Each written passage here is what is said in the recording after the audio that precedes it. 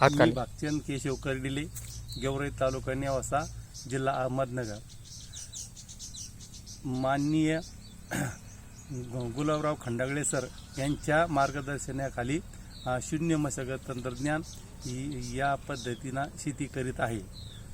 तरी मागच्या वर्षी मी 1 एकर 5 गुंठे तुरीची लागवड केली. त्यातून मला सुरुवातीला 16 क्विंटल उत्पादन मिळालं. नंतर पावसाअभावी परत मी खोडवा धरला तर खोडव्याचं 5 क्विंटल असं एकूण 1,90,000ची तूर झाली. आणि त्याच तत्वावर त्याच बेडवर आज मी मका लागवड केली.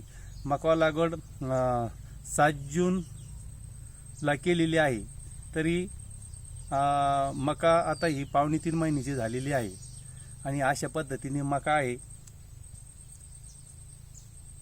धन्यवाद. धन्यवाद.